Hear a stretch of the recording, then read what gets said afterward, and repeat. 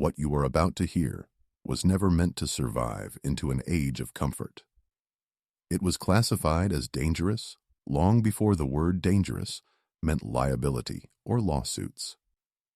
High in the Japanese mountains, under waterfalls cold enough to shut down your breathing reflex in seconds, the Yamabushi practiced a protocol that modern physiology still struggles to explain in public terms. Because once you understand it, you stop being dependent. I am not talking about folklore or spiritual poetry. I am talking about a biological override, a way to switch your body from fragile mammal mode into internal furnace mode, using nothing but breath, pressure, and controlled terror. This knowledge was sealed inside ritual language for a reason. In the wrong hands, it breaks safety governors built into the nervous system. In the right hands, it turns ice into fuel. You have been trained to believe cold is an enemy, that shivering is weakness, that warmth must come from outside sources. Jackets, heaters, stimulants, sugar, all external crutches. The Yamabushi saw this as a form of biological slavery. They knew that inside your body exists a heat-generating tissue, a metabolic reactor that modern humans barely activate, and they knew how to force it online under extreme conditions. They called it inner fire. Science calls it something else. The name does not matter. The switch does. And that switch is locked behind a breath pattern most people cannot tolerate for more than seconds because it confronts the brain with controlled threat.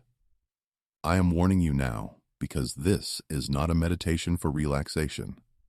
This is a confrontation with the part of your nervous system that decides whether you survive exposure or collapse into panic.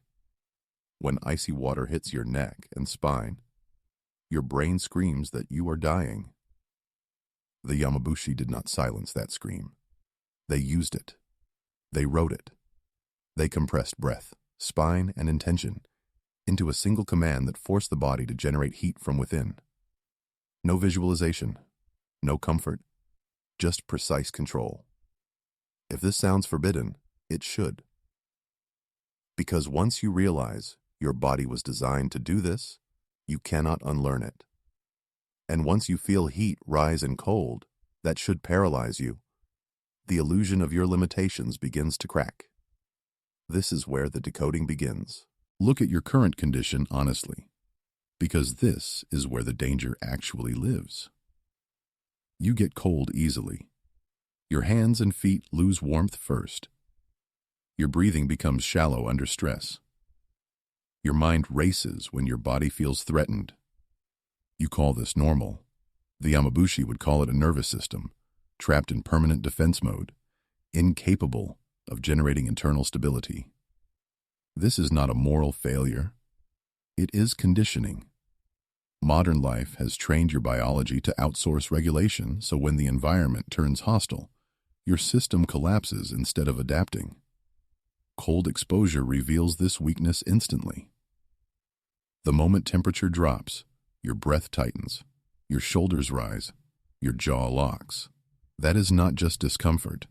That is your brainstem pulling emergency brakes. It believes you lack the internal resources to survive. And here is the suppressed truth. If that belief remains unchallenged, your metabolism slows, your brown fat stays dormant, your stress hormones spike unnecessarily, and your mind burns energy just to stay functional. You become efficient at comfort, not at resilience. The Yamabushi did not train under waterfalls to prove faith. They did it to correct this exact imbalance. They understood that a nervous system that cannot remain coherent under cold will fracture under fear, pain, or uncertainty. Waterfalls were not symbolic. They were precise environmental weapons used to strip away false control. When freezing water hits the cervical spine, it directly assaults the vagus nerve and the hypothalamus, the same control centers responsible for panic, temperature, and survival decisions. Most people fail here instantly. Breath collapses. Heat drains. The mind dissociates. This is the stake. If you cannot control your breath under cold, you cannot control it under pressure, conflict, or exhaustion. And if you cannot control your breath, you are not in charge of your nervous system. You are managed by it. The Yamabushi considered this unacceptable. They believed a human who cannot self-generate stability is incomplete, no matter how intelligent or educated. You do not need more motivation.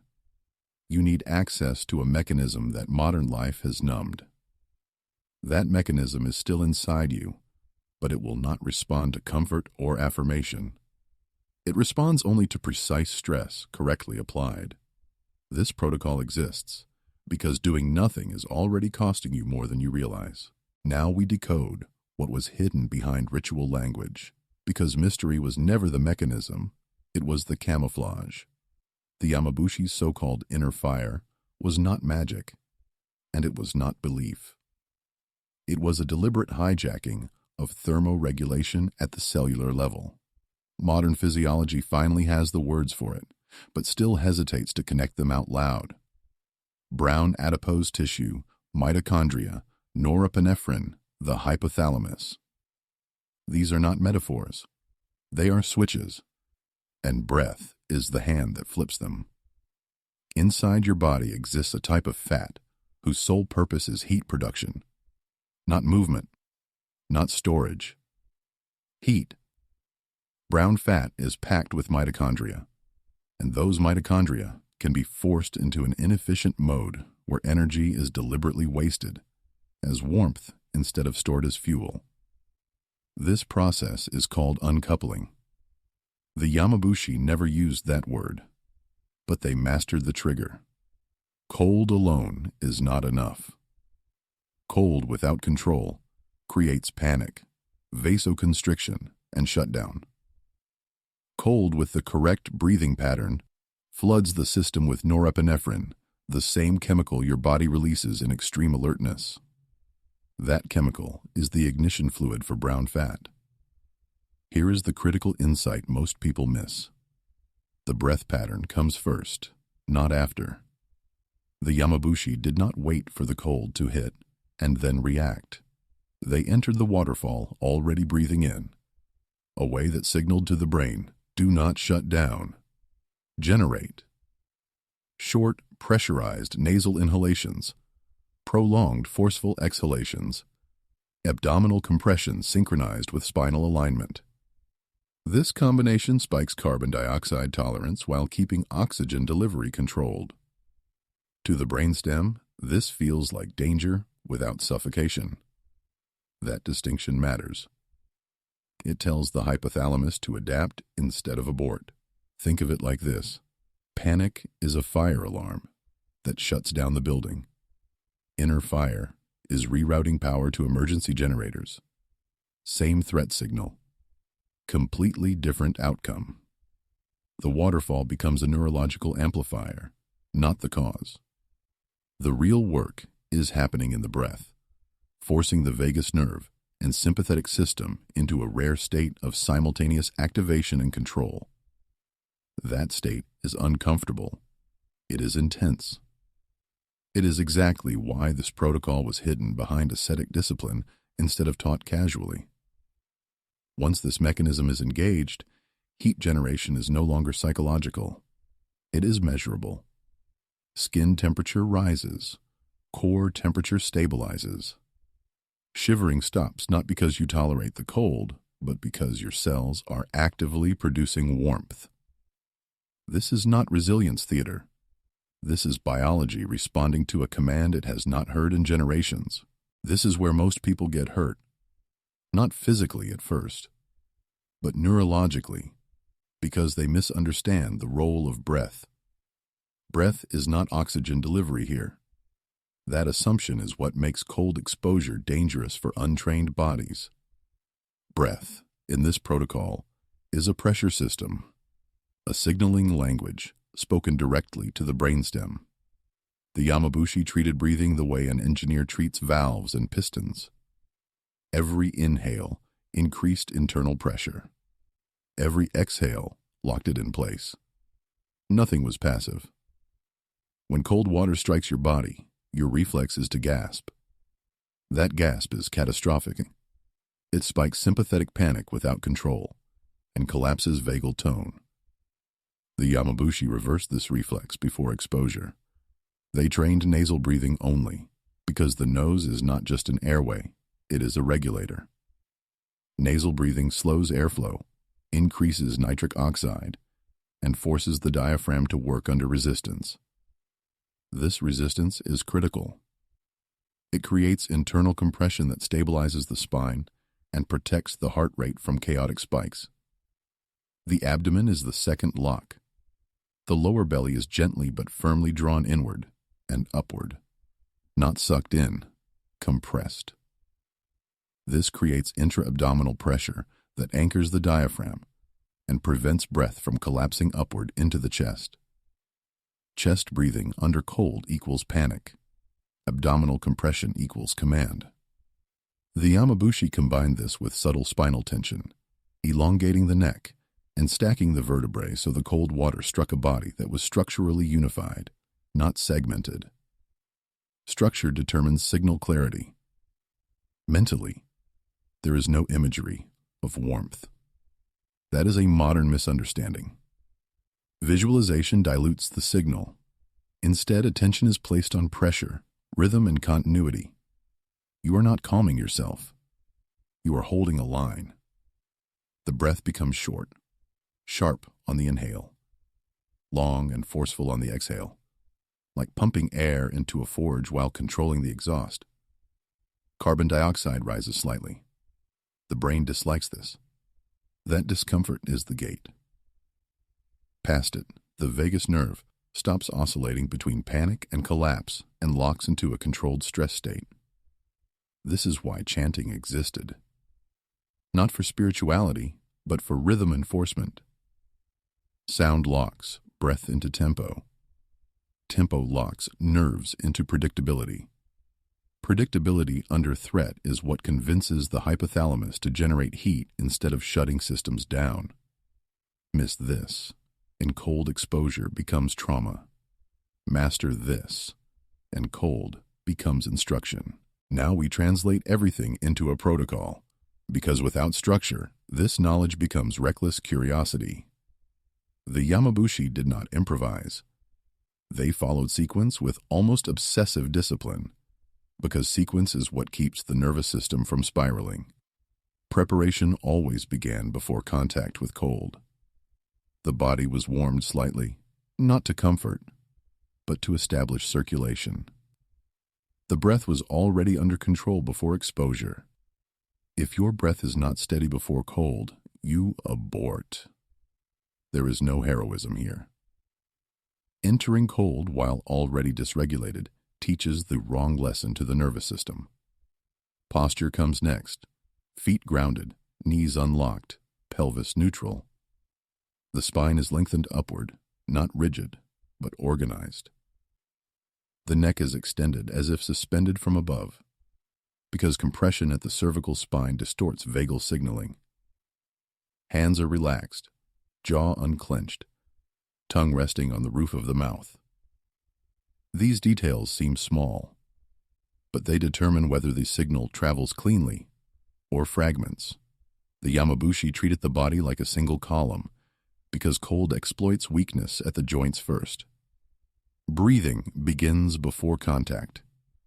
Nasal inhale, short and pressurized, filling the lower ribs and abdomen. Exhale longer than the inhale, forceful but controlled, as if fogging glass without opening the mouth. On each exhale, the lower abdomen compresses inward slightly, maintaining internal pressure. There is no breath holding. Breath holding under cold creates hypoxia and panic. The rhythm must continue uninterrupted. This is non-negotiable. Contact with cold is gradual but decisive. When water strikes the back of the neck and upper spine, the breath does not change. That is the test. The mind will scream to escape. You ignore the narrative and stay with the rhythm. After the first shock passes, usually within 30 to 60 seconds, something shifts. Shivering either escalates or disappears. Escalation means the protocol failed. Disappearance means heat generation has begun. At this point, exposure is maintained only as long as breath remains stable. The Yamabushi ended sessions early if breath degraded. Ending early is mastery, not weakness. After exposure, rewarming is active, not passive. Breath continues. Light movement restores circulation. Heat is allowed to settle internally. This teaches the nervous system completion instead of shock. Skip this and you imprint stress instead of resilience. This protocol is not about enduring suffering. It is about teaching your biology a new response under precise conditions. Transformation does not arrive as a single revelation. It arrives as a pattern the body cannot ignore. Within the first few sessions, what changes is not temperature tolerance, but breath behavior. You will notice that your breathing no longer collapses under sudden cold or stress. That alone is a neurological upgrade. The brainstem begins to associate threat with control instead of panic. This is measurable. Resting respiratory rate drops. Recovery after exposure accelerates. You stop feeling drained afterward. That is the nervous system learning efficiency. Within days, peripheral circulation adapts. Hands and feet regain warmth faster. Cold no longer feels sharp, but dense. This is a sign that vasoconstriction is no longer excessive. Brown adipose tissue begins to activate more readily, not just during exposure, but in daily life. You may notice spontaneous warmth in the spine or upper back during focused breathing. That is not imagination. That is metabolic heat production, turning on in regions rich with brown fat deposits. After 1 to 2 weeks of consistent, precise practice, core temperature stability improves. You tolerate colder environments without shivering. Energy levels rise without stimulants. Mental clarity increases under pressure. This is where many people misinterpret the process as spiritual awakening. It is not. It is nervous system efficiency. Stress hormones spike less dramatically. Norepinephrine becomes a tool instead of a threat. The vagus nerve regains authority over heart rate and digestion even under challenge. Longer term, the most profound change is psychological but not emotional. You become harder to destabilize. Cold, discomfort, and uncertainty no longer hijack your breath. That changes decision-making. That changes posture.